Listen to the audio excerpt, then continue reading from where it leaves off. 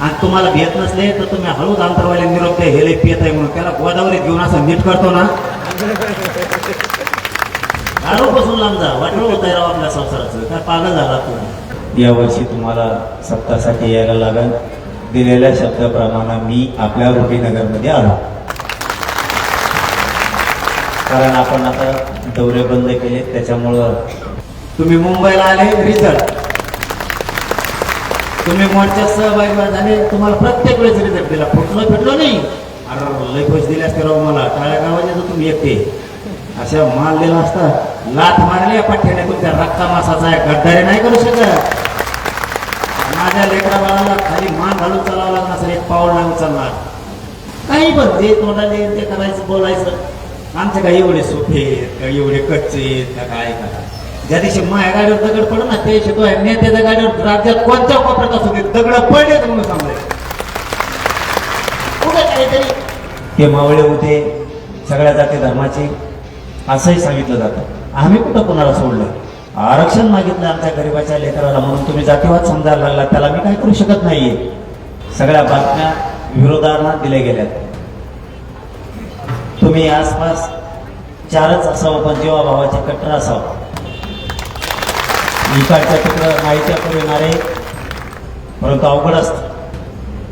ज्यावेळेस एखादी गोष्ट होऊन जाते, उगा आता आम्ही सावध होतो म्हणून जमलं. बेसावध असता तर कधी घात झाला असता, माहीत सुद्धा झालं नसतं. तसंच जवळचे कधी धोका देतील हे कधीही सांगता येत नाही. त्यामुळं सावध राहा. मी आहे तोवर तर तुम्ही अडचणीचं टेन्शन घेऊ नका. कोणी पण येऊ दे, या महाराष्ट्राला कोणी पण येऊ दे. पुढचे मी, थांबा तुम्ही, मी पुढचे मी, मागं राहतात नाही, तुम्ही टेन्शन घेऊ नका. मला असं म्हणून जास्तच पुढं घातलंय, मग मी घरातून पळतोय पुढं. मी घेत नाही, तुम्ही टेन्शन घेऊ नका. मी आहे तोवर तुम्ही टेन्शन नाही घ्यायचं. कसलंही संकट होतं तुमचं. पण राजकारणाच्या नादी लागून आपण कशासाठी आलो हे कोणी विसरू नका. राजकारणाच्या नादी लागून दोन दोन गट पडून देऊ नका. तुमच्या हातानं तुम्ही पायावर दगड पडून घेता. जो आम्ही त्याग करतोय, जो रक्त सांडतोय, जो रक्त जाळतोय, हे लक्षात असू दे. तुमच्या राजकारणामुळे जर दोन दोन गट पडले, चला गप्पा आणा. मला बाहेर दे नसतं गप्पा आणा का तुम्ही दोघं. समाजाच्या लेकराचं आपल्या गाफीलपणामुळे वाटलं होतं. मी 24 तास जागा आहे समाजासाठी, 24 तास काम करतो.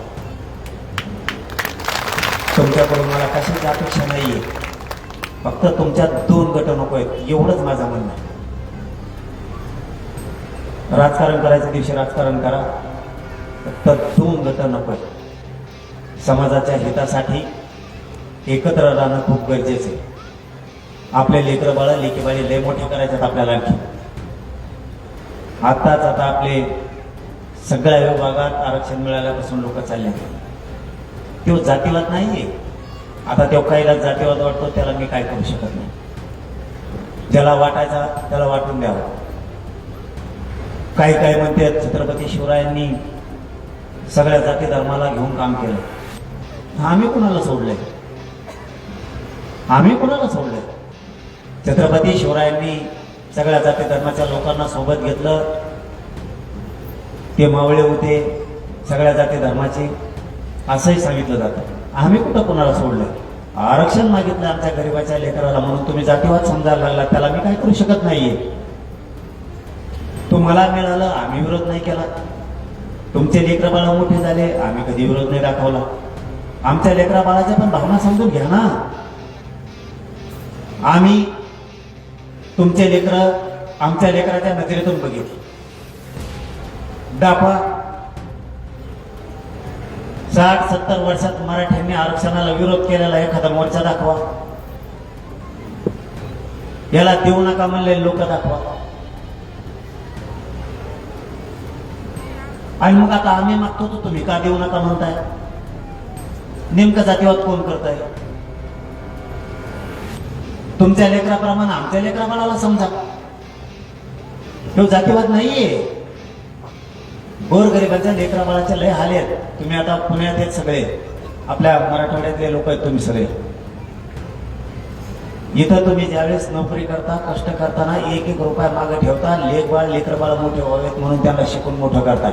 आणि आरक्षणामुळे जर ते वायाला गेलं तर लेकराला लेकीबाईला उत्तर द्यायला सुद्धा तुमच्याकडं उत्तर नसतंय.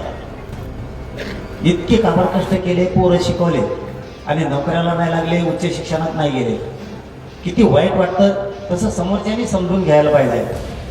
आपण एक आहे, आपण हिंदू आहे, आपण बहुजन आहे. आपले पण लेकरं मोठे झाले पाहिजे ना. म्हणजे मारामाऱ्या करायच्या असल्या की हिंदू, आणि आरक्षण द्यायचं असलं की त्याच हिंदूने आम्हाला विरोध करायचा. ही कोणता तो पेपाना.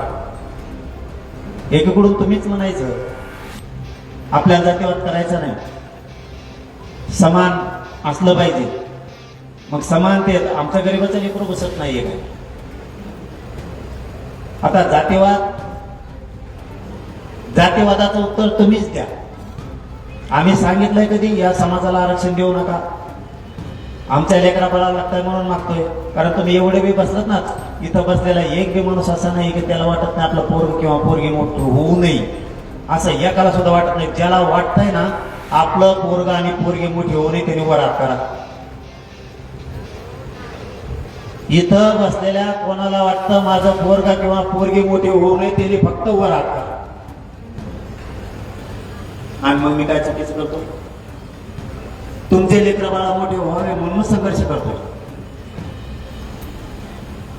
ते बाकीचं सोडून द्या, ते बघतोय. तुम्हाला कसं पुढं न्यायचं ते मी 2 वर्षापासून बघतोय. तुम्हाला रिझल्ट पण दिला. तुम्ही मुंबईला आले, रिझल्ट. तुम्ही मोर्चात सहभागी झाले, तुम्हाला प्रत्येक वेळेस रिझल्ट दिला. फुटलो फिटलो नाही.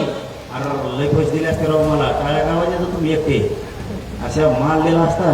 लाथ मारली पठ्ठ्याने तुमच्या रक्ता मासाचा आहे, गद्दारी नाही करू शकत. माझ्या लेकरा बाळाला खाली मान घालून चालावं लागणार असेल, एक पाऊल नाही उचलणार. कित्येक संकट आले तर माझ्यावरती, कित्येक पण मागा नाही हटणार पण नाही. तुम्ही त्याची काळजी करू नका. फक्त मला 2 गट नको. राजकारण करताना असू द्या 15 दिवस. 15 दिवस तुम्ही मतदान करेपर्यंत तुम्ही कोणाला पण करा, माझं त्याबद्दल दुमत नाही. ज्या दिवशी समाजाचा विषय येईल ना, मला 2 गट पाहिजे. मी काय मागत नाही तुम्हाला.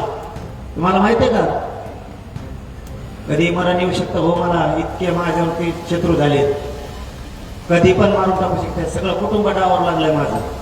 मी सुद्धा मरायला भेट नाही पट्ट्या. कोणत्या दिवशी समाजासाठी ती अटॅक व्हायला तयार आहे? कुठल्या दिवशी? फक्त समोरून ये म्हणा, माघारी जाऊ देणार नाही. जातवाने समोरून ये, झोपीत येऊ नको.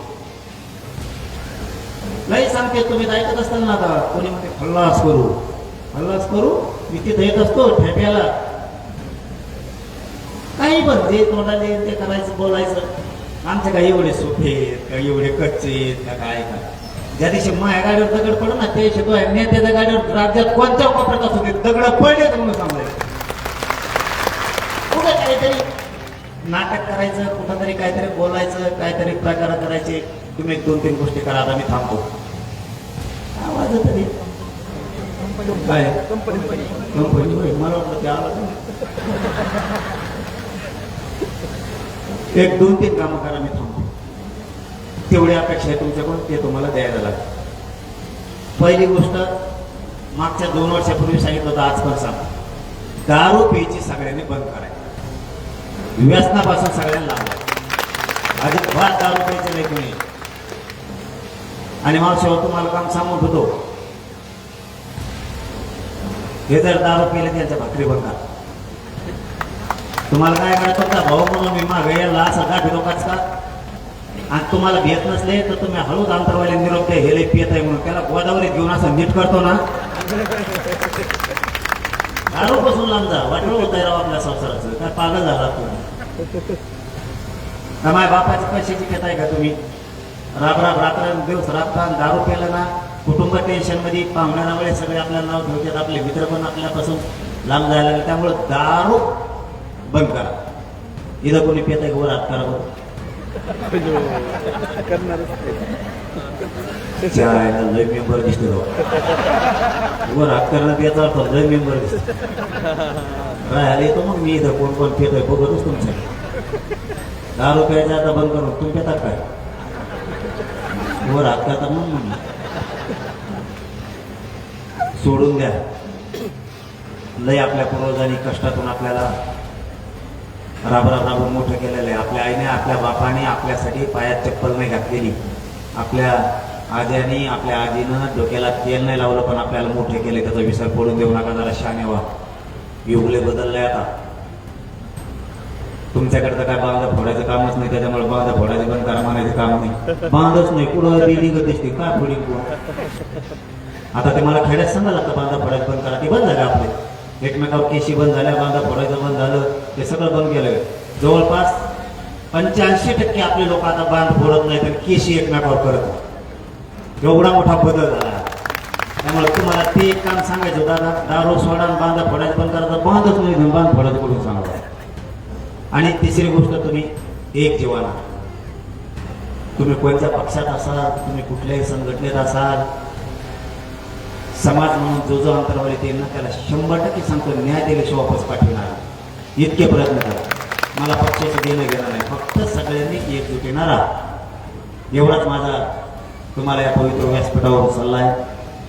पुन्हा एकदा आपल्या रुपीनगरच्या अखंड हरिनाम सप्ताहाच्या निमित्तानं तुम्हाला सगळ्यांना खूप मनापासून शुभेच्छा देतो आणि थांबतो. धन्यवाद. सगळ्यांना रामकृष्ण.